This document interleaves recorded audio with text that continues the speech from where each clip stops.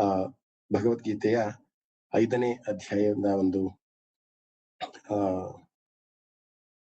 ಅರ್ಥ ಚಿಂತನೆಯನ್ನ ಅಥವಾ 5ನೇ ಅಧ್ಯಾಯ ಏನ್ ಹೇಳುತ್ತೆ ಅನ್ನೋದನ್ನ ನಾವು ಇವತ್ತು ನೋಡೋಣ. ಸಾಕ ಇಲ್ಲಿಗೆ ದಕ್ಷಿಣಾಮೂರ್ತಿ ಶ್ಲೋಕ ಅಥವಾ ಕರ್ಮ ಸನ್ಯಾಸ ಯೋಗ ಅನ್ನುವಂಥದ್ದು ಭಗವದ್ಗೀತೆಯ ಒಂದು ಇದು. ಇವತ್ತು ನಾವು ದಕ್ಷಿಣಾಮೂರ್ತಿ ಶ್ಲೋಕದ ಅರ್ಥ ಚಿಂತನೆ ಆಗಿರ್ಬೋದು, ಭಗವದ್ಗೀತೆ ಆಗಿರ್ಬೋದು, ವಿಷ್ಣು ಸಹಸ್ರನಾಮ ಆಗಿರ್ಬೋದು, ಎಲ್ಲವೂ ಕೂಡ ಒಂದನ್ನೇ ಉದ್ದೇಶ ಮಾಡಿ ಹೇಳ್ತಾ ಇದೆ. ಪರಮಾತ್ಮನನ್ನ ಹರಸಿ ಹೋಗಿ ಇಂದ್ರಿಯಗಳನ್ನ ಚಾಪಲ್ಯದಿಂದ ನಾವು ಮುಕ್ತರಾಗಿ ನಮ್ಮ ಡೆಸ್ಟಿನೇಷನ್ ಏನಿದೆ ಅಲ್ಲಿಗೆ ನಾವು ಏಣಿಯನ್ನ ಹಾಕಿದ್ರೆ ಮಾತ್ರ ನಾವು ಪುನರ್ಜನ್ಮವನ್ನ ಪಡೆದುಕೊಳ್ಳೋದಕ್ಕಾಗೋದಿಲ್ಲ ಅನ್ನೋದೇ ಎಲ್ಲಾ ಉಪನಿಷತ್ತಿನ ಸಾರವನ್ನು ಹೇಳುವಂಥದ್ದು. ಸೊ ಅದಕ್ಕಾಗಿ ಇದು ಕೂಡ ಭಗವದ್ಗೀತೆ ಅರ್ಜುನ ಮತ್ತೆ ಕೃಷ್ಣ ಅನ್ನೋ ಒಂದು 2 ಕ್ಯಾರೆಕ್ಟರ್ನ ಇಟ್ಕೊಂಡು ಎಲ್ಲಾ ನೀತಿಯನ್ನ ಮತ್ತೆ ಕೃಷ್ಣ ತನ್ನ ಬಾಯಿಂದ ಭಗವದ್ಗೀತೆ, ಭಗವಾನ್ ತನ್ನ ಸ್ವತಃ ಅವನ ಬಾಯಿಂದನೇ ಹೇಳೋದಕ್ಕೋಸ್ಕರ ಇದಕ್ಕೆ ಭಗವದ್ಗೀತೆ ಅಂತ ಕರೀತಾರೆ. ಸೊ 5ನೇ ಅಧ್ಯಾಯ ಬಂದು ಕರ್ಮ ಸನ್ಯಾಸ ಯೋಗ ಅನ್ನುವಂಥದ್ದು. ಸೊ 4ನೇ ಅಧ್ಯಾಯದಲ್ಲಿ ನಾವು ಜ್ಞಾನ ಬಗ್ಗೆ ಅರ್ಥೈಸ್ಕೊಂಡ್ವಿ. ಜ್ಞಾನಿಯನ್ನ ಪರಮಾತ್ಮ ಬಹಳ ಇಷ್ಟಪಡ್ತಾನೆ, ಅಥವಾ ಜ್ಞಾನಿನೇ ಸರ್ವಶ್ರೇಷ್ಠನಾದವನು, ಜ್ಞಾನಿಯೇ ಪರಮೋಚ್ಛವಾದದ್ದು ಅನ್ನುವಂಥ ಒಂದು ತತ್ವವನ್ನ ಹೇಳುವಂಥದ್ದು ಜ್ಞಾನ ಯೋಗ. ಅದನ್ನ ಕಳೆದ ವಾರದಲ್ಲಿ ನಾವು ಚಿಂತನೆಯನ್ನ ಮಾಡಿದ್ವಿ. ಜ್ಞಾನ ಅಂದ್ರೆ ಏನು ಅನ್ನೋದು, ಜ್ಞಾನ ಸನ್ಯಾಸ ಅಂದ್ರೆ ಏನು ಅನ್ನೋದು. ಸೊ ಈ 5ನೇ ಅಧ್ಯಾಯದಲ್ಲಿ ಅರ್ಜುನನಿಗೆ ಒಂದು ಪ್ರಶ್ನೆ ಮೂಡುತ್ತೆ. ಏನ್ ಆ ಪ್ರಶ್ನೆ ಅಂತ ಅಂದ್ರೆ, ಮೊದಲನೇ ಅಧ್ಯಾಯ ಅರ್ಜುನ ವಿಷಾದ ಯೋಗ, ವಿಷಾದ ಬಂತು ಅವನಿಗೆ. ಅದಕ್ಕೆ 2ನೇ ಅಧ್ಯಾಯದಲ್ಲಿ ಸಾಂಖ್ಯ ಯೋಗದಲ್ಲಿ ಒಂದಿಷ್ಟು ವಿಚಾರಗಳನ್ನ ಅರ್ಜುನ ಹೇಳ್ತಾ ಹೋದ. ಕರ್ಮಯೋಗದ ಬಗ್ಗೆ ಹೇಳ್ದ, ಮತ್ತೆ ಸಾತ್ವಿಕರಾಗಿರ್ಬೇಕು ಅಥವಾ ಸಾತ್ವಿಕವಾದಂತಹ ಕರ್ಮಗಳನ್ನು ಮಾಡೋ ಸ್ಥಿತಪ್ರಜ್ಞ ಲಕ್ಷಣಗಳ ಬಗ್ಗೆ ಒಂದಿಷ್ಟು ಹೇಳ್ತಾ ಹೋದ. ಹೀಗೆ ಎಲ್ಲಾ ವಿಚಾರಗಳನ್ನ ಒಂದಿಷ್ಟರ ಮಟ್ಟಿಗೆ ಜ್ಞಾನವನ್ನ 2ನೇ ಅಧ್ಯಾಯದಲ್ಲೇ ಹೇಳ್ತಾ ಹೋದ. ಇನ್ನು 3ನೇ ಅಧ್ಯಾಯ ಕರ್ಮಯುಗದಲ್ಲೂ ಕೂಡ ಒಬ್ಬ ನಿಜವಾದ ಪುರುಷ ಕರ್ಮಗಳನ್ನ ಯಾವ ರೀತಿ ಮಾಡಬೇಕು, ಯಾವುದೇ ಫಲಾಪೇಕ್ಷೆ ಇಲ್ಲದೆ ಕರ್ಮಗಳನ್ನ ಮಾಡ್ತಾ ಹೋಗ್ಬೇಕು ಅನ್ನೋದನ್ನ ಕರ್ಮಯುಗದಲ್ಲಿ ಮತ್ತೆ ಹೇಳ್ದ. ಮತ್ತೆ 4ನೇ ಅಧ್ಯಾಯದಲ್ಲಿ ಮತ್ತೆ ಜ್ಞಾನದ ಬಗ್ಗೆ ಹೇಳ್ದ. ಜ್ಞಾನ ಅಂದ್ರೆ ಒಂದಿಷ್ಟರ ಮಟ್ಟಿಗೆ ಆಧ್ಯಾತ್ಮದ ರೀತಿಯಲ್ಲಿ ನಾವು ನಮ್ಮ ಮನಸ್ಸನ್ನ ಅಥವಾ ನಡವಳಿಕೆಯನ್ನ ಅಥವಾ ವ್ಯಕ್ತಿತ್ವವನ್ನ ನಾವು ಮುಂದುವರಿಸ್ಕೊಂತ ಹೋದ್ರೆ ನಾವು ಮುಕ್ತಿಯನ್ನ ಪಡಿಬಹುದು. 4ನೇ ಅಧ್ಯಾಯದಲ್ಲಿ ಪರಮಾತ್ಮ ನಾನು ಪರಮಾತ್ಮ ಅಂತ ತೋರ್ಸ್ಕೊಟ್ಟ. ಅಂದ್ರೆ ಈ ಗೀತೆಯನ್ನ ನಾನು ಸೂರ್ಯನಿಗೆ ಬಹಳಷ್ಟು ವರ್ಷಗಳ ಮುಂಚೆನೆ ಹೇಳಿದ್ದೆ. ಸೂರ್ಯ ತನ್ನ ಮಗನಿಗೆ ಹೇಳ್ದ, ಮಗ ತನ್ನ ಮಗನಿಗೆ ಹೇಳ್ದ, ಆ ರೀತಿ ನಶಿಸಿ ಹೋಯ್ತು. ಮತ್ತೆ ನಾನು ಗೀತೆಯನ್ನ ಹೇಳ್ತಿದ್ದೀನಿ ಅನ್ನುವಂತಹ ಒಂದು ಆಧಾರವಾಗಿ ಇಟ್ಕೊಂಡು ನಾನೇ ಪರಬ್ರಹ್ಮ ಸ್ವರೂಪನಾಗಿದ್ದೀನಿ, ನನ್ನನ್ನ ಯಾರು ಹರಸಿ ಬರ್ತಾರೆ ಅಂಥವ್ರಿಗೆ ನಾನು ಮೋಕ್ಷವನ್ನ ಕೊಡ್ತೀನಿ, ನಾನೇ ಪರಮಾತ್ಮ ಅನ್ನೋದನ್ನ 4ನೇ ಅಧ್ಯಾಯದಲ್ಲಿ ಪರಮಾತ್ಮ ಬಿಚ್ಚಿಟ್ಬಿಟ್ಟ. ಈಗ ಎಂತ ಮನುಷ್ಯರಿಗಾದ್ರೂ ಕೂಡ, ಅರ್ಜುನನಂತಹ ಎಂತ ಸಾಧಾರಣ ಮನುಷ್ಯರಿಗಾದ್ರೂ ಕೂಡ ಒಂದು ಸಂದೇಹ ಏನ್ ಬರುತ್ತೆ ಅಂತ ಅಂದ್ರೆ, ಸನ್ಯಾಸ ಧರ್ಮ ಒಳ್ಳೇದೋ ಅಥವಾ ಗೃಹಸ್ಥನಾದಂತಹ ಧರ್ಮ ಒಳ್ಳೇದೋ? ಗೃಹಸ್ಥನಾಗಿದ್ದುಕೊಂಡು ನಾನು ನನ್ನ ಎಲ್ಲಾ ಕಾರ್ಯಗಳನ್ನ ಮಾಡ್ತಾ ಹೋಗ್ಬೇಕಾ, ಅಥವಾ ಸನ್ಯಾಸಿಯಾಗಿ ಹೋದ್ರೆ, ಅದು ಸನ್ಯಾಸತ್ವವನ್ನು ತೆಗೆದುಕೊಂಡು ಹೋದ್ರೆ ನನಗೆ ಬೇಗ ಮುಕ್ತಿ ಸಿಗತ್ತಾ ಅನ್ನುವಂಥ ಒಂದು ಪ್ರಶ್ನೆ, ಅಥವಾ ಅನ್ನುವಂಥ ಒಂದು ದ್ವಂದ್ವವಾದಂತಹ ಪ್ರಶ್ನೆ ಅರ್ಜುನಿಗೆ ಬರ್ತಾ ಹೋಗುತ್ತೆ. ಯಾಕೆಂದ್ರೆ ಹಿಂದಿನ ಅಧ್ಯಾಯದಲ್ಲಿ ಕೃಷ್ಣ ಬಹಳ ಸ್ಪಷ್ಟವಾಗಿ ಹೇಳಿದ್ದ, ಯಾರು ಮನಸ್ಸನ್ನ ನಿಗ್ರಹ ಮಾಡ್ತಾರೆ, ಇಂದ್ರಿಯಗಳನ್ನ ನಿಗ್ರಹ ಮಾಡ್ತಾರೆ, ಅಥವಾ ಬೇರೆ ಯಾವುದೇ ರೀತಿಯ ಇಷ್ಟ ಕಷ್ಟಗಳು ಯಾವುದನ್ನೂ ಇಟ್ಕೊಂಡ್ರೆ ಡಿಟ್ಯಾಚ್ಡ್ ಆಗಿ ಯಾರು ಜೀವನವನ್ನು ಮಾಡ್ತಾರೆ ಅಂಥವರಿಗೆ ಬೇಗ ನಾನು ಸಿಗ್ತೀನಿ ಅಥವಾ ಬೇಗ ನಾನು ಮುಕ್ತಿಯನ್ನ ಕೊಡ್ತೀನಿ ಅನ್ನೋದನ್ನ ಕೃಷ್ಣ ಹೇಳಿದ. ಅದರ ಆಧಾರದ ಮೇಲೆನೆ ಗೃಹಸ್ಥಾಶ್ರಮ ಒಳ್ಳೇದಾ ಸನ್ಯಾಸಾಶ್ರಮ ಒಳ್ಳೇದಾ ಅನ್ನೋದನ್ನು ಅರ್ಜುನನ ಪ್ರಶ್ನೆ ಆಗಿರುತ್ತೆ. ಅದಕ್ಕೆ ಕೃಷ್ಣ ಬಹಳ ಸುಲಭವಾಗಿ ಉತ್ತರವನ್ನ ಕೊಡ್ತಾನೆ, ಬಹಳ ಡೈರೆಕ್ಟ್ ಆನ್ಸರ್ ಅನ್ನ ಕೊಡ್ತಾ ಹೋಗ್ತಾನೆ. ಒಬ್ಬ ಸಾಧಕನಾದವನು, ಸಾಧಕ ಅಂತ ಅಂದ್ರೆ ಇಲ್ಲಿ ಒಬ್ಬ ವ್ಯಕ್ತಿ ಅಂತನಾದವನು ಕರ್ಮಯೋಗವನ್ನ ಮಾಡ್ಕೊಂಡೆ ಬೇಗ ಮುಕ್ತಿಯನ್ನ ಪಡೆಯಲು ಸಾಧ್ಯ ಆಗತ್ತೆ ಅಂತ. ನಾವೆಲ್ಲರೂ ಕೂಡ ಈಗ ಸಂಸಾರಿಗಳಾಗಿರ್ತೀವಿ, ಗೃಹಸ್ಥಗಳಾಗಿರ್ತೀವಿ, ನಮಗೆ ಮನೆ ಮಕ್ಕಳು ಸಂಸಾರ ನಮ್ಮದೇ ಆದಂತಹ ಎಷ್ಟೋ ಇದನ್ನ ನಾವು ಬೆಳೆಸ್ಕೊಂಡಿರ್ತೀವಿ. ಈ ಒಂದು ಸ್ಥಿತಿಯಲ್ಲೂ ಕೂಡ ನಾವು ಮೋಕ್ಷವನ್ನ ಹೊಂದೋಕ್ ಸಾಧ್ಯ ಅನ್ನೋದು ನಮ್ಮ ಪ್ರಶ್ನೆಯೂ ಕೂಡ ಇದ್ದು, ಬರೀ ಅರ್ಜುನ ಪ್ರಶ್ನೆ ಅಲ್ಲ. ಸೊ ಅದಕ್ಕೆ ಕೃಷ್ಣ ಬಹಳ ಸ್ಪಷ್ಟವಾಗಿ ಉತ್ತರ ಕೊಡ್ತಾ ಹೋಗ್ತಾನೆ, ಕರ್ಮಯೋಗದಿಂದ ಮುಕ್ತಿ ಬೇಗ ಸಾಧ್ಯ ಅಂತ. ಅದಕ್ಕೆ ಸನ್ಯಾಸತ್ವ ಸ್ವೀಕಾರ ಮಾಡಿ ಯಾವ್ದೋ ಕಾಡಿಗೆ ಹೋಗಿ ಅಲ್ಲಿ ಕೂತ್ಕೊಂಡು ಅಲ್ಲಿ ಶಾಸ್ತ್ರಗಳ ಅಧ್ಯಯನ ಮಾಡಿ ಇದ್ ಮಾಡಿ ಅದು ಕೂಡ ಒಂದು ಪಥ, ಅದು ಕೂಡ ಒಂದು ದಾರಿನೇ ಮೋಕ್ಷವನ್ನ ಪಡೆಯೋದಕ್ಕೆ. ಆದ್ರೆ ಗೃಹಸ್ಥನಾಗಿದ್ದುಕೊಂಡು ಕೂಡ ತನ್ನ ಎಲ್ಲಾ ಕೆಲಸಗಳನ್ನ ಧರ್ಮಯುತವಾಗಿ ಅಥವಾ ನಿಷ್ಠೆಯಿಂದ ಮಾಡಿಕೊಂಡು ಕೂಡ ನೀನು ಮುಕ್ತಿಯನ್ನ ಪಡಿಬಹುದು. ಕರ್ಮಯೋಗವೂ ಕೂಡ ಬಹಳ ಉಚಿತವಾದಂತಹ ಒಂದು ದಾರಿನೇ. ಅದಕ್ಕೋಸ್ಕರ ಅದು ಕರ್ಮ ಸನ್ಯಾಸ ಯೋಗ. ಈ ಅಧ್ಯಾಯದ ಹೆಸರೇ ಕರ್ಮ ಸನ್ಯಾಸ ಯೋಗ ಅಂತ. ಸೊ ಅರ್ಜುನ ಪ್ರಶ್ನೆಗೆ ಬಹಳ ಡೈರೆಕ್ಟ್ ಆಗಿ ಕೃಷ್ಣ ಉತ್ತರ ಕೊಡ್ತಾ ಹೋಗ್ತಾನೆ. ಕರ್ಮ ಸನ್ಯಾಸ ಯೋಗಕ್ಕಿಂತ ಕರ್ಮಯೋಗ ಬಹಳ ದೊಡ್ಡದಾಗಿದೆ, ಅಥವಾ ಕರ್ಮಯೋಗವೇ ಬಹಳ ಉತ್ತಮವಾದದ್ದು ಅನ್ನೋದನ್ನ ಕೃಷ್ಣ ಹೇಳ್ತಾ ಹೋಗ್ತಾನೆ. ಮತ್ತೆ ಆ ಕರ್ಮಯೋಗಿ ಆದವನು, ಅಂದ್ರೆ ಸಂಸಾರದಲ್ಲಿ ಇದ್ಕೊಂಡು ಗೃಹಸ್ಥಾಶ್ರಮವನ್ನ ಸ್ವೀಕಾರ ಮಾಡಿದಂತಹ ಮನುಷ್ಯ ಯಾವ ರೀತಿ ಇರಬೇಕು ಅನ್ನೋದನ್ನ ಮತ್ತೆ ಇನ್ನೊಂದಿಷ್ಟು ಹೇಳ್ತಾ ಹೋಗ್ತಾನೆ. ಆಕ್ಚುಲಿ 5th ಚಾಪ್ಟರ್ ಬಂದು 2ನೇ ಅಧ್ಯಾಯ, 3ನೇ ಅಧ್ಯಾಯ ಮತ್ತೆ 4ನೇ ಅಧ್ಯಾಯದ ಸಾರಾಂಶವನ್ನ ಹೇಳುವಂಥದ್ದೇ 5ನೇ ಅಧ್ಯಾಯ ಅನ್ನೋದು. ಅಂದ್ರೆ ಅಲ್ಲಿ ಏನೇನು ಬಿಟ್ಸ್ ಅಂಡ್ ಪೀಸಸ್ ಅಲ್ಲಿ ಏನು ಕೃಷ್ಣ ಹೇಳ್ತಾ ಹೋದ ಸಾರಾಂಶ ಮತ್ತೆ ಕನ್ಕ್ಲೂಷನ್ ಮುಖಾಂತರ ಮತ್ತೆ ಈ ಒಂದು ಅಧ್ಯಾಯದಲ್ಲಿ ಕೃಷ್ಣ ನಮ್ಗೆ ಹೇಳೋದಕ್ಕೆ ಹೋಗ್ತಾನೆ. ಅಂದ್ರೆ ಯಾರು ದ್ವೇಷಿಸೋದಿಲ್ವೋ, ಯಾರು ಇನ್ನೊಬ್ಬರನ್ನ ಬಯಸೋದಿಲ್ವೋ ಆ ರೀತಿಯ ಕರ್ಮಗಳನ್ನ ಮಾಡ್ಬೇಕು ಅನ್ನುವಂಥದ್ದು. ಅಂದ್ರೆ ಯಾವುದೇ ರೀತಿಯ ದ್ವೇಷವನ್ನ ಇಟ್ಕೊಂಡಲೆ ಜ್ಞೇಯಸ್ಸ ನಿತ್ಯ ಸನ್ಯಾಸಿ ಯೋನ ದ್ವೇಷ್ಟಿನ ಕಾಂಕ್ಷತಿ ನಿರ್ದ್ವಂದ್ವೋ ಹಿ ಮಹಾಬಾಹೋ ಸುಖಂ ಬಂಧಾತ್ಮ ಮುಚ್ಯತೆ ಅಂತ ಒಂದು ಶ್ಲೋಕ ಬರುತ್ತೆ. ಅಂದ್ರೆ ಯಾರನ್ನೂ ಕೂಡ ದ್ವೇಷಿಸಬಾರ್ದು, ಅಥವಾ ಯಾರನ್ನೂ ಕೂಡ ಬಯಸಲೂಬಾರ್ದು. ಇವನೇ ನನಗೆಲ್ಲ, ಅಥವಾ ಇವನೇನೆಲ್ಲ ಎನ್ನುವಂತಹ ಒಂದು ಬಯಕೆನ ಇಟ್ಕೊಳ್ಳೋದಾಗ್ಲಿ, ಅಥವಾ ಯಾರೋ ಒಬ್ಬರ ಮೇಲೆ ದ್ವೇಷ ಮಾಡೋದಾಗ್ಲಿ, ಈ ರೀತಿಯಾಗಿ ಯಾರು ಆ ದ್ವಂದ್ವದಿಂದ ಹೊರಗಡೆ ಬಂದು ಕರ್ಮಯೋಗವನ್ನು ಮಾಡ್ತಾರೆ, ಅಂದ್ರೆ ಸಂಸಾರದಿಂದ ಮುಕ್ತನಾಗದಲೆ, ಅಂದ್ರೆ ಸಂಸಾರದಲ್ಲೇ ಇದ್ದುಕೊಂಡು ಯಾರನ್ನೂ ದ್ವೇಷಿಸದಲೆ, ಯಾರನ್ನೂ ಪ್ರೀತಿಸದಲೆ ಅವನ ಒಂದು ಕಾರ್ಯದ ಬಗ್ಗೆ ಯಾರು ಚಿಂತನೆಯನ್ನ ಮಾಡ್ತಾರೋ ಅಂಥವರು ಬೇಗ ಮುಕ್ತಿಯನ್ನ ಪಡೆಯೋದಕ್ಕೆ ಸಾಧ್ಯ ಆಗುತ್ತೆ ಅಂತ ಕೃಷ್ಣ ಹೇಳ್ತಾ ಹೋಗ್ತಾನೆ. ಇನ್ನ ಮುಂದಿನ ಇದರಲ್ಲಿ ಮತ್ತೆ ಹೇಳಿದಾಗೆ ಸಂಸಾರದಲ್ಲೇ ಇದ್ಕೊಂಡು, ಅಂದ್ರೆ ಜ್ಞಾನ ಯೋಗಿಯಾಗಿ ಇದ್ಕೊಂಡು ಯಾವ ರೀತಿಯ ಒಂದು ಕರ್ಮಗಳನ್ನ ಮಾಡ್ತಾ ಹೋಗ್ಬೇಕು. ನಾನು ಆಗ್ಲೇ ಸುಮಾರು ಸತಿ ಇದನ್ನ ಹೇಳಿದ್ದೀನಿ. ಒಬ್ಬ ಗಂಡನಾಗಿ ಅವನ ಕರ್ತವ್ಯ ಏನು, ಮಕ್ಕಳನ್ನು ನೋಡ್ಕೊಳ್ಳುವಂಥದ್ದು, ಹೆಂಡತಿಯನ್ನ ನೋಡ್ಕೊಳ್ಳುವಂಥದ್ದು, ಅಥವಾ ಮನೆಯ ಅವನ ಮಿತಿಯಲ್ಲಿ ಏನೇನು ಜವಾಬ್ದಾರಿಗಳಿದೆಯೋ ಎಲ್ಲಾ ರೀತಿಯ ಜವಾಬ್ದಾರಿಗಳನ್ನ ಗಂಡನಾಗಿ ವಹಿಸ್ಕೊಂಡು ಮಾಡುವಂಥದ್ದು.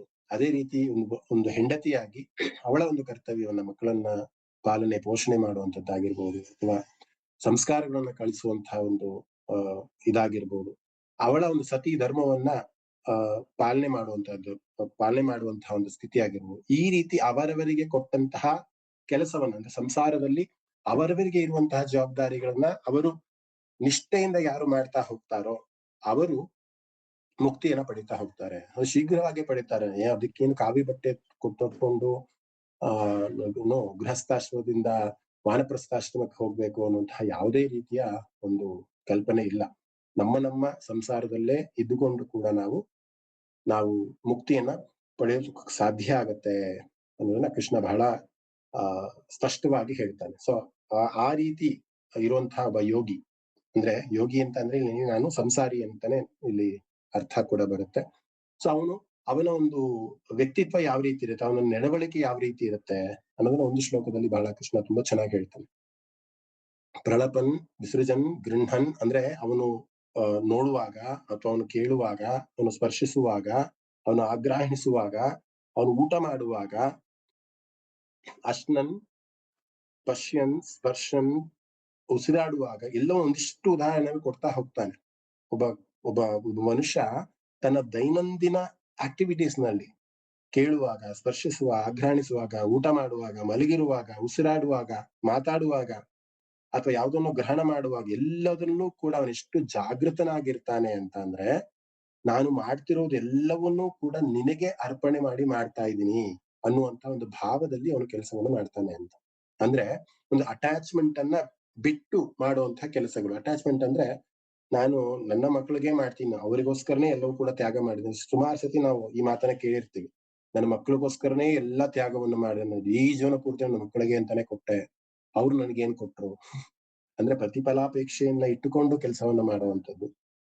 ಆ ರೀತಿ ಮಾಡಿದರೆ ಇದು ನನ್ನ ಕರ್ಮ, ಇದು ನನ್ನ ಧರ್ಮ, ನನ್ನ ಧರ್ಮಯುತವಾಗಿ ನನ್ನ ಕರ್ಮಗಳನ್ನ ನನ್ನ ಕರ್ತವ್ಯಗಳನ್ನ ನಾನು ಮಾಡ್ತಿದ್ದೀನಿ ಅಂತ ತಿಳಿದು ಮಾಡುವಂತಹ ಒಂದು ಕರ್ಮ ಏನಿರುತ್ತೆ ಅದು ಕರ್ಮಯೋಗ.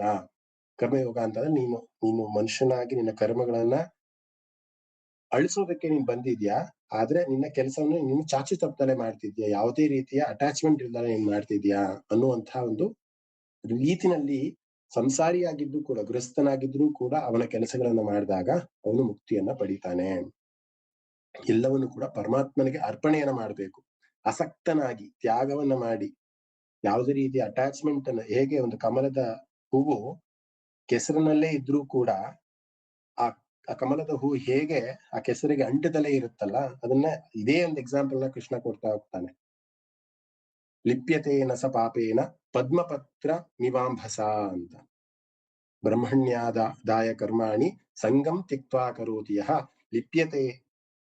ಲಿಪ್ಯತೇನ ಸ ಪಾಪೇನ ಪದ್ಮಪತ್ರ ಮಿವಾಂಭಸ ಅಂತ. ಹೇಗೆ ಒಂದು ಪದ್ಮ, ಒಂದು ಕಮಲದ ಹೂವು ನೀರಿಗೆ ನೀರಿನಲ್ಲೇ ಇದ್ರೂ ಕೂಡ, ಕೆಸರಲ್ಲೇ ಇದ್ರೂ ಕೂಡ ಹೇಗೆ ಅಂಟದಲ್ಲೇ ಆ ಒಂದು ಕಮಲದ ಒಂದು ಉತ್ಪತ್ತಿ ಅಥವಾ ಬೆಳವಣಿಗೆ ಆಗ್ತಿರುತ್ತೆ ಅಂದ್ರೆ, ಅದೇ ರೀತಿ ನಮ್ಮ ಬೆಳವಣಿಗೆ ಅಂದ್ರೆ ಪರಮಾತ್ಮನನ್ನ ರೀಚ್ ಆಗುವಂತಹ ಬೆಳವಣಿಗೆ, ಕರ್ಮಗಳನ್ನ ಮಾಡುವಂತಹ ಬೆಳವಣಿಗೆ ಯಾವ ರೀತಿ ಇರಬೇಕು ಅಂತಂದ್ರೆ, ಸಂಸಾರದಲ್ಲೇ ಕೆಸರಲ್ಲೇ ಇದ್ರೂ ಕೂಡ ಅದಕ್ಕೆ ಅಂಟದಲ್ಲೇ ಇರುವಂತಹ ಒಂದು ಕೆಲಸವನ್ನ ಯಾರು ಮಾಡ್ತಿರ್ತಾರೆ. ಎಷ್ಟು ಡೀಟೇಲ್ಡ್ ಆಗಿ ಕೃಷ್ಣ ಹೇಳ್ತಿದ್ದಾನೆ ನೋಡಿ. ಪಶ್ಯನ್ ಶೃಣ್ವನ್ ಸ್ಪೃಶನ್ ಜಿಗ್ರನ್ ಗಚ್ಚನ್ ಸ್ವಪನ್ ಸ್ವಶನ್ ಪ್ರಳಪನ್ ವಿಸೃಜನ್ ಗೃಹನ್, ಯಾವೇನ್ ಕೆಲಸ ಇಂದ್ರಿಯಗಳು ಮಾಡ್ತಾರೆ ಎಲ್ಲವನ್ನೂ ಕೂಡ ಇಲ್ಲಿ ಆಧಾರವಾಗಿ ಕೊಟ್ಬಿಟ್ಟಿದ್ದಾನೆ. ಆ ರೀತಿಯಾಗಿ ನಮ್ಮ ಸಂಸಾರದಲ್ಲಿ ನಾವು ಕೆಲಸವನ್ನ ಮಾಡ್ತಿದ್ದಾಗ ನಾವು ಮುಕ್ತಿಯನ್ನ ಪಡ್ಕೊಳ್ಳೋದಕ್ಕೆ ಸಾಧ್ಯ ಆಗತ್ತೆ. ಸರ್ವಕರ್ಮಾಣಿ ಮನಸಾ ಸನ್ಯಾಸಸ್ತೆ ಸುಖಂ ವಶಿ ನವದ್ವಾರೇ ಪುರೇ ದೇಹಿ ನೈವಂ ಕುರ್ವನ್ನ ಕಾರಯನ್ ಅಂತ ಒಂದು ಶ್ಲೋಕ ಇದೆ. ಅಂದ್ರೆ ಈ ನವದ್ವಾರಗಳು ಅಂತ ಏನಿದೆ ನಮ್ಮ ದೇಹದಲ್ಲಿ, 9 ದ್ವಾರಗಳಿವೆ. ಆ 9 ದ್ವಾರಗಳನ್ನು ಕೂಡ ನಾವಾಗ್ಲೇ ಹೇಳಿದ್ನಲ್ಲ, ಅದರ ಕೆಲಸ ಅದು ಮಾಡ್ತಾ ಇದೆ.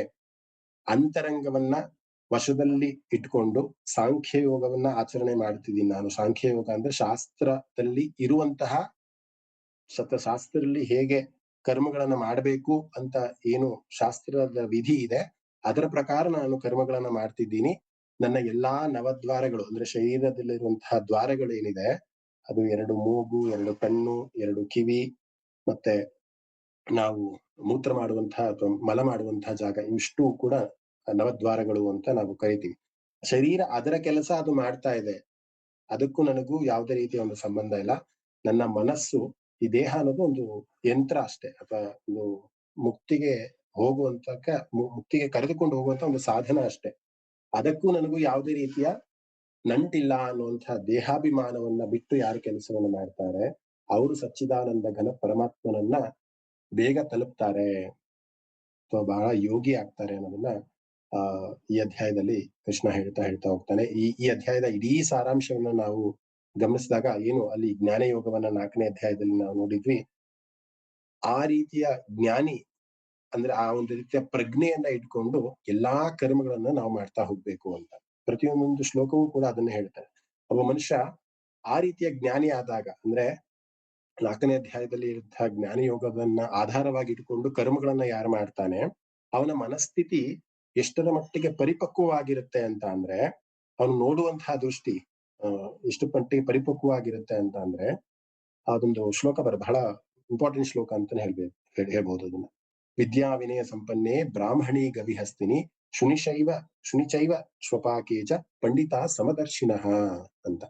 ಆ ಜ್ಞಾನಿ, ಆ ಸಂಸಾರಿಯಾದಂತಹ ಜ್ಞಾನಿ ಪುರುಷನು ಯಾವ ರೀತಿ ಅವನ ನಡವಳಿಕೆ ಇರುತ್ತೆ ಅಂತ ಅಂದ್ರೆ, ಸರ್ವ ವಿದ್ಯೆಯನ್ನು ಕಲ್ತಂತಹ ಪಂಡಿತನನ್ನು ಮತ್ತೆ ಶುನಿ ಅಂತಂದ್ರೆ ನಾಯಿಯನ್ನ, ಆನೆಯನ್ನ, ಹಸುವನ್ನ, ಅಥವಾ ಒಬ್ಬ ಚಂಡಾಳ ಅಂದ್ರೆ ಮಾಂಸವನ್ನ ಭಕ್ಷ್ಯ ಮಾಡುವಂತಹ ಒಬ್ಬ ಚಂಡಾಳನನ್ನು ಕೂಡ ಸಮದರ್ಶನವಾಗಿ ನೋಡುವಂತ, ಅಂದ್ರೆ ಸಮದೃಷ್ಟಿಯಿಂದ ನೋಡ್ತಾನೆ. ಯಾಕೆಂದ್ರೆ ಇವಾಗ ತಾನು ತಿಳ್ಕೊಂಡ್ವಿ, ಅಹಂ ಬ್ರಹ್ಮಾಸ್ಮಿ ಅಂದ್ರೆ ಬ್ರಹ್ಮನ ಒಂದು ತತ್ವ ನಾನು ಅಂತ. ಆ ನಾಯಿಯಲ್ಲಿ ಇರುವುದು ಕೂಡ ಒಂದು ಬ್ರಹ್ಮ ತತ್ವವೇ, ಅಂದ್ರೆ ಆತ್ಮವೇ. ಹಸುವಿನಲ್ಲಿರುವುದು ಕೂಡ ಒಂದು ಆತ್ಮವೇ. ಬ್ರಾಹ್ಮಣನಲ್ಲಿ ಇರುವುದು ಕೂಡ ಒಂದು ಆತ್ಮವೇ. ಆ ಚಂಡಾಳನಲ್ಲಿ ಇರುವುದು ಕೂಡ ಒಂದು ಆತ್ಮವೇ ಅನ್ನುವಂತಹ ಒಂದು ಸಮದೃಷ್ಟಿಯಿಂದ ಯಾರು ಎಲ್ಲರನ್ನೂ ಕೂಡ ಸಮನಾಗಿ ನೋಡ್ತಾನೋ ಅಂಥವನು ಜ್ಞಾನಿ ಅಂತ. ವಿದ್ಯಾ ವಿನಯ ಸಂಪನ್ನೆ ಬ್ರಾಹ್ಮಣಿ ಗವಿಹಸ್ತಿನಿ, ಇಷ್ಟು ಎಕ್ಸಾಂಪಲ್ಸ್ ನ ಕೃಷ್ಣ ಕೊಡ್ತಾ ಹೋಗ್ತಾನೆ. ಅಂದ್ರೆ ಆತ್ಮ ತತ್ವವನ್ನ ಇಲ್ಲಿ ಕೃಷ್ಣ ಹೇಳ್ತಾ ಇರುವಂತದ್ದು. ಎಲ್ಲರಲ್ಲೂ ಕೂಡ ಆತ್ಮ ಇದೆ, ಪ್ರತಿಯೊಂದು ಕೀಳಾದ ಕೀಟದಲ್ಲೂ ಕೂಡ ಆತ್ಮವಿದೆ. ಆದ್ರೆ ಅದರ ಕರ್ಮದ ಅನುಸಾರವಾಗಿ ಅವರು ಆ ಒಂದು ಯೋನಿಯಲ್ಲಿ ಜನ್ಮವನ್ನು ತಾಳಿರ್ತಾರೆ ಅನ್ನುವಂಥದ್ದು.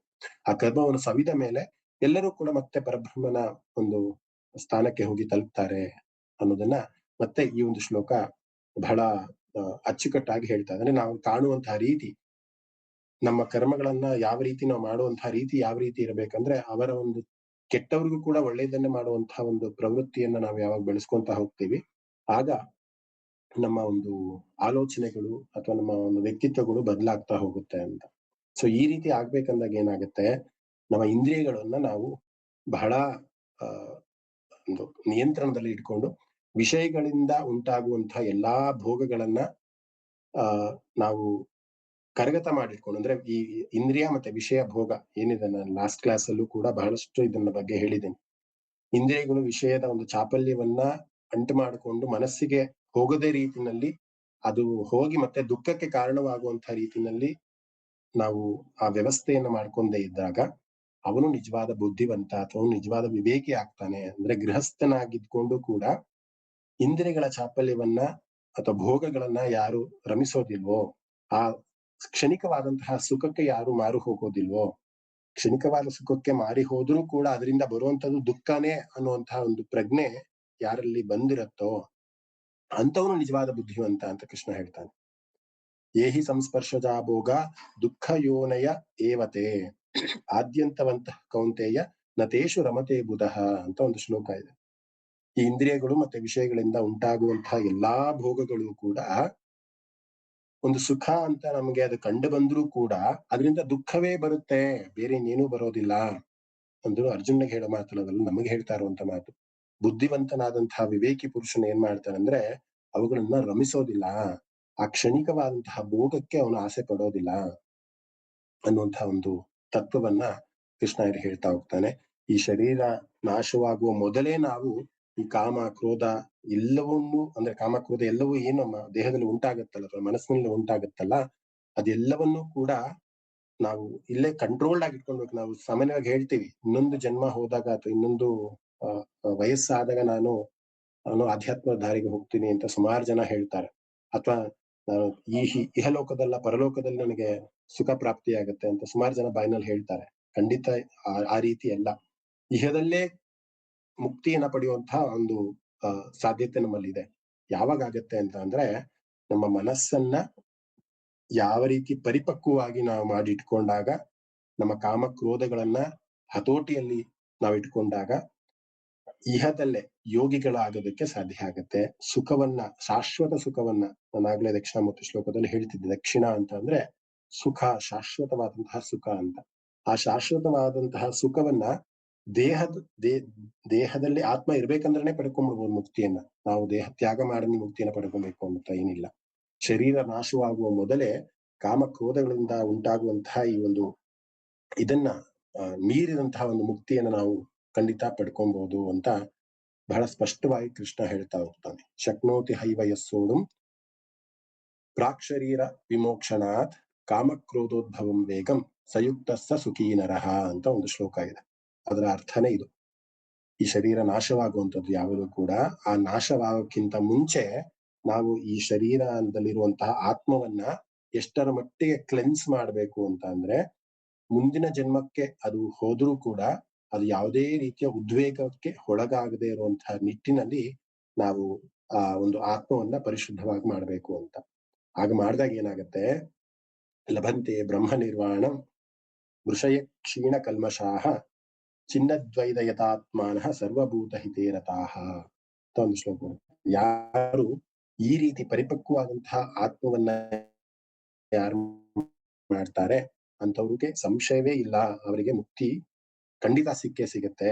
ಮತ್ತೆ ಅವರು ಮತ್ತೆ ಹುಟ್ಟು ಬರಲ್ಲ, ನನ್ನಲ್ಲೇ ಅವರು ಐಕ್ಯವಾಗ್ತಾರೆ ಅನ್ನುವಂತಹ ಒಂದು ಸತ್ವವನ್ನ ಕೃಷ್ಣ ಹೇಳ್ತಾ ಇಡೀ ಒಂದು ಅಧ್ಯಾಯದ ಸಾರಾಂಶವನ್ನ ಹೇಳೋದಾದ್ರೆ, ಕರ್ಮ ಸನ್ಯಾಸ ಯೋಗ ಅಂದ್ರೆ ಗೃಹಸ್ಥನಾಗಿದ್ದುಕೊಂಡು ಕೂಡ ಯಾವ ರೀತಿ ಮುಕ್ತಿಯನ್ನ ಪಡ್ಕೊಳ್ಳೋದಕ್ಕೆ ಸಾಧ್ಯ ಆಗತ್ತೆ ಅಂತ.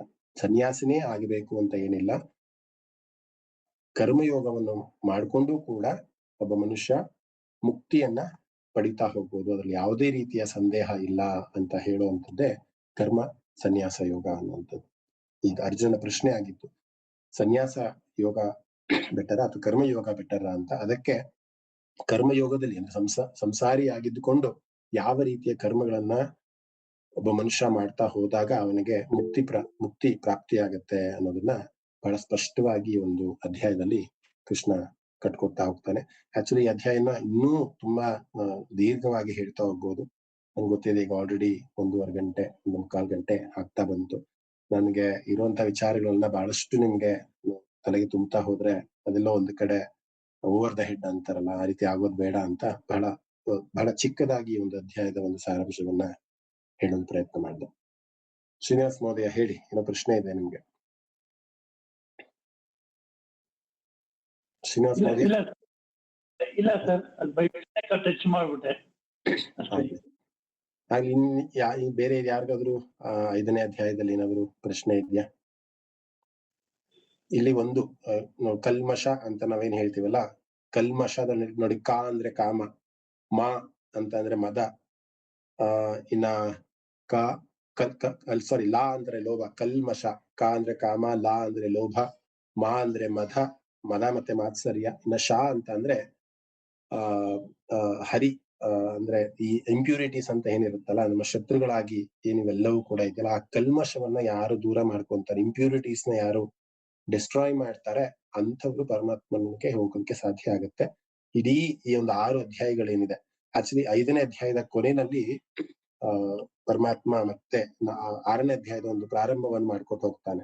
ಎಷ್ಟರ ಮಟ್ಟಿಗೆ ಹೇಳ್ತಾನೆ ಅಂದ್ರೆ, ಈ ರೀತಿ ಮನಸ್ಸನ್ನ ಕಂಟ್ರೋಲ್ಡ್ ಆಗಿ ಇಟ್ಕೊಂಡು, ಮನಸ್ಸನ್ನ ಒಂದು ಕಂಟ್ರೋಲ್ಡ್ ಮೈಂಡ್ ಆಗಿ ಮ್ಯಾಪ್ ಮಾಡ್ಬೇಕು ಅಂತ ಅಂದ್ರೆ, ನಾವು ಒಂದು ಕಡೆ ಕೂತ್ಕೊಂಡು ನಮ್ಮ ಭ್ರೂ ಮಧ್ಯೆ 2 ಹುಬ್ಬುಗಳ ಮಧ್ಯೆ ಚಿತ್ತವನ್ನ, ನಮ್ಮ ಮನಸ್ಸನ್ನ ತೆಗೆದುಕೊಂಡು ಬಂದು, ಮೂಗಿನ ತುದಿಯನ್ನ ನಾವು ಗಮನದಲ್ಲಿ ಇಟ್ಕೊಂಡು ಒಂದು ಕಡೆ ಕೂತ್ಕೊಂಡು ಧ್ಯಾನಾಸಕ್ತರಾಗಿ ಯಾರು ಕೂತ್ಕೊಂಡು ಪರಮಾತ್ಮನ ಧ್ಯಾನವನ್ನ ಯಾರು ಮಾಡ್ತಾರೆ. ಯಾಕೆ ಇದು ಪೀಠಿಕೆ ಬಂತಂದ್ರೆ, 6ನೇ ಅಧ್ಯಾಯ ಬಂದು ಆತ್ಮ ಸಂಯಮ ಯೋಗ ಅನ್ನೋದು. ಯಾವ ರೀತಿ ಒಬ್ಬ ಮನುಷ್ಯನಾದವನು ಧ್ಯಾನವನ್ನ ಮಾಡ್ಬೇಕು, ಆ ಧ್ಯಾನದಿಂದ ಯಾವ ರೀತಿ ಮನುಷ್ಯ ಮನಸ್ಸನ್ನ ನಿಯಂತ್ರಣವನ್ನ ಮಾಡಿ ಇಟ್ಕೊಳಕ್ ಸಾಧ್ಯ ಆಗುತ್ತೆ ಅನ್ನೋದನ್ನ ಬಹಳ ವಿಸ್ತಾರವಾಗಿ 6ನೇ ಅಧ್ಯಾಯದಲ್ಲಿ ಕೃಷ್ಣ ಕಟ್ಕೊಡ್ತಾ ಹೋಗ್ತಾನೆ. ಆ ಒಂದು ಪೀಠಿಕೆಯನ್ನ ಈ 5ನೇ ಅಧ್ಯಾಯದ ಕೊನೆಯಲ್ಲಿ ಕೃಷ್ಣ ಕೊಡ್ತಾ ಹೋಗ್ತಾನೆ. ಅಂದ್ರೆ ಹೊರಗಿನ ವಿಷಯ ಭೋಗಗಳನ್ನ ಚಿಂತಿಸದೆ ಒಳಗಿನ ಒಂದು ದೃಷ್ಟಿಯನ್ನ, ಅಂದ್ರೆ ಹೊರಗಣ್ಣನ್ನ ಮುಚ್ಚಿ ಒಳಗಣ್ಣನ್ನ ತೆರೆದು ಆ ಒಳಗೆ ಇರುವಂತಹ ಪರಮಾತ್ಮನನ್ನ ಯಾರು ಗ್ರಹಣ ಮಾಡೋದಕ್ಕೆ ಪ್ರಯತ್ನ ಮಾಡ್ತಾನೆ ಅಥವಾ ಕಂಡುಕೊಳ್ಳೋದಕ್ಕೆ ಪ್ರಯತ್ನ ಮಾಡ್ತಾನೆ, ಅವನು ಬುದ್ಧಿಶಾಲಿ, ಅವನು ಮೋಕ್ಷವನ್ನ ಪಡ್ಕೊಳ್ಳೋದಕ್ಕೆ ಸಾಧ್ಯ ಆಗತ್ತೆ ಅಂತ 5ನೇ ಅಧ್ಯಾಯದ ಕೊನೆಯಲ್ಲಿ ಕೃಷ್ಣ ಹೇಳ್ತಾ ಹೋಗ್ತಾನೆ. ಇನ್ನ ಮುಂದಿನ ವಾರ ನಾವು ಆತ್ಮ ಸಂಯಮ ಯೋಗ, ಅಂದ್ರೆ ಈ ಆತ್ಮವನ್ನ ಧ್ಯಾನದ ಮುಖಾಂತರ ಯಾವ ರೀತಿ ನಾವು ನಿಗ್ರಹಣ ಮಾಡಬಹುದು, ಯಾವ ರೀತಿ ಧ್ಯಾನಕ್ಕೆ ಕೂರ್ಬೇಕು, ಆಸನವನ್ನ ಹೇಗೆ ಹಾಕೊಳ್ಬೇಕು, ಹೇಗೆ ಕೂರ್ಬೇಕು, ತುಂಬಾ ಮೇಲೂ ಕೂರ್ಬಾರ್ದು, ಎಷ್ಟು ಡಿಸ್ಕ್ರೈಬ್ ಆಗಿ ಕೃಷ್ಣ ಅರ್ಜುನಿಗೆ ಹೇಳ್ತಾ ಹೋಗ್ತಾನೆ ಅಂದ್ರೆ, ನಿಜವಾಗ್ಲೂ ನಾವ್ ಯಾವತ್ತಾದ್ರೂ ನಿಜವಾದ ಧ್ಯಾನವನ್ನ ಮಾಡ್ತೀವಿ ಅಂತಂದ್ರೆ, ಭಗವದ್ಗೀತೆಯಲ್ಲಿ ಹೇಳಿದಂತಹ ಅಂಶಗಳನ್ನ ನಾವು ತೆಗೆದುಕೊಂಡ್ರೆ ನಿಜವಾಗ್ಲೂ ಧ್ಯಾನಾಸಕ್ತರಾಗೋದಕ್ಕೆ ಇನ್ಯಾವುದೇ ಮೆಡಿಟೇಷನ್ ಕೋರ್ಸಸ್ ಬೇಕಾಗಿಲ್ಲ ಅನ್ಸ್ಕೊಂಡ್ರೆ, ಭಗವದ್ಗೀತೆಯಲ್ಲಿ ಎಲ್ಲವೂ ಕೂಡ ಇದೆ. ಆ ಒಂದು ನಿಟ್ಟಿನಲ್ಲಿ 6ನೇ ಅಧ್ಯಾಯ ಆತ್ಮ ಸಂಯಮ ಯೋಗ, ಆತ್ಮವನ್ನ ಹೇಗೆ ನಿಗ್ರಹ ಮಾಡ್ಬೇಕು ಅನ್ನೋದನ್ನ ಕೃಷ್ಣ 6ನೇ ಅಧ್ಯಾಯದಲ್ಲಿ ಕೊಡ್ತಾ ಹೋಗ್ತಾನೆ. ಈ ಅಧ್ಯಾಯದಲ್ಲಿ ಮನಸ್ಸನ್ನ ಯಾವ ರೀತಿ ಕಂಟ್ರೋಲ್ಡ್ ಆಗಿ ಇಟ್ಕೊಂಡು, ಗೃಹಸ್ಥನಾಗಿದ್ರು ಕೂಡ ತನ್ನ ಕರ್ಮಗಳನ್ನ ಯಾವ ರೀತಿ ಮಾಡ್ತಾ ಹೋದಾಗ ಅವನಿಗೆ ಮುಕ್ತಿ ಪ್ರಾಪ್ತಿಯಾಗತ್ತೆ ಅನ್ನುವಂಥದ್ದು ಈ ಒಂದು ಅಧ್ಯಾಯದ ಇಡೀ ಸಾರಾಂಶ ಆಗಿತ್ತು. ಒಂದೇ ಶ್ಲೋಕವನ್ನ ಬಹಳ ಆಳವಾಗಿ ನಾವು ಗ್ರಹಣ ಮಾಡ್ತಾ ಹೋದ್ರೆ ಇನ್ನಿಷ್ಟು ವಿಚಾರಗಳು ಇನ್ನಿಷ್ಟು ಡೆಪ್ತ್ ಆಗಿ ಹೋಗ್ತಾ ಇದ್ರೆ ಡೀಪ್ ಡೈವ್ ಮಾಡೋದಕ್ಕೆ ಬಹಳ ಸಾಧ್ಯ ಆಗತ್ತೆ. ಬಟ್ ಸಾರಾಂಶವಾಗಿ ಭಗವದ್ಗೀತೆಯನ್ನ ಅರ್ಥ ಮಾಡ್ಕೊಂತೀವಿ ಅಂದ್ರೆ ಇಷ್ಟರ ಮಟ್ಟಿಗೆ ಅರ್ಥ ಮಾಡ್ಕೊಂಡ್ರೆ ಸಾಕು ಅಂತ ಅನ್ಸುತ್ತೆ. ಸೊ ಇವತ್ತಿನ ಸತ್ಸಂಗಕ್ಕೆ ಭಾಗಿಯಾದವರೆಲ್ಲರಿಗೂ ಕೂಡ ನನ್ನ ಹೃತ್ಪೂರ್ವಕವಾದಂತಹ ಧನ್ಯವಾದಗಳು. ಒಂದಿಷ್ಟು ವಿಚಾರಗಳನ್ನ ನಾವು ತಿಳ್ಕೊಂಡ್ವಿ. ನನಗೆ ಆಸಕ್ತಿ ಮನೋಭಾವ ಇದೆ. ದಕ್ಷಿಣಾಮೂರ್ತಿ ಶ್ಲೋಕವನ್ನ ಒಂದಿಷ್ಟು ಶ್ಲೋಕದ ಮುಂದಿನ ವಾರ ನಾವು ತಿಳ್ಕೊಂತ ಹೋಗೋಣ. ಯಾರಿಗಾದ್ರೂ ಏನು ಪ್ರಶ್ನೆ ಇದ್ರೆ ಖಂಡಿತ ಕೇಳ್ಬೋದು. ಶ್ರೀನಿವಾಸ್ ಮಹೋದಯ, ನಿಮ್ಮಿಂದನೇ ಕ್ಲಾಸ್ ಆಗಿದೆ ಇವತ್ತು. ನಮ್ಮ ಶ್ರೀನಿವಾಸ್ ಮಹೋದಯ ಮಹೋದಯ ದಕ್ಷಿಣಾಮೂರ್ತಿ ಶ್ಲೋಕದ ಅರ್ಥವನ್ನ ಹೇಳಿ ಅಂತ ಅವರಿಂದ ನಾನು ಇವತ್ತು ಅದೊಂದು ಕಾರ್ಯವನ್ನ ಕೈಗೆತ್ಕೊಬೇಕಾಗಿತ್ತು. ಆಗ್ಲಿ, ನಾವು ಆ ಶ್ಲೋಕ ಹೇಳ್ಕೊತಿದ್ವಿ ಆದ್ರೆ ಅರ್ಥ ಗೊತ್ತಿರ್ಲಿಲ್ಲ. ಶ್ರೀನಿವಾಸ್ ಮಹೋದಯ ನಾವು ತಿಳ್ಕೊಳ್ಳೋ ಹಾಗಾಯ್ತು. ಆಗ್ಲಿ, ನೆಕ್ಸ್ಟ್ ವೀಕ್ ಪಾರಾಯಣ ಇದೆಯಲ್ಲ, ಅಷ್ಟೊತ್ತಿಗೆ ಏನೋ ಸ್ವಲ್ಪ ಅರ್ಥ ತಿಳ್ಕೊಂಡಿರ್ಬೇಕು ಅಂತ ನಾ ಇದ್ ಮಾಡಿದೆ. ನಾನು ನೋಡಿ, ನಿಮ್ಮೊಬ್ಬರ ಒಂದು ಸಂಕಲ್ಪದಿಂದ ಅಷ್ಟು ಜನಕ್ಕೆ ನಾವು ತಿಳ್ಕೊಳ್ಳುವಂತ ಅವಕಾಶ ಸಿಕ್ತು. ನನ್ಗೂ ಕೂಡ ಅಧ್ಯಯನ ಮಾಡುವಂತ ಅವಕಾಶ ಸಿಕ್ತು. ಆಗ್ಲಿ, ಧನ್ಯವಾದ ಸರ್ವೇ ಎಲ್ಲರೂ ಕೂಡ. 2 ನಿಮಿಷ ಧ್ಯಾನವನ್ನ ಮಾಡಿ ಇವತ್ತಿನ ಸತ್ಸಂಗವನ್ನ ಕ್ಲೋಸ್ ಮಾಡೋಣ.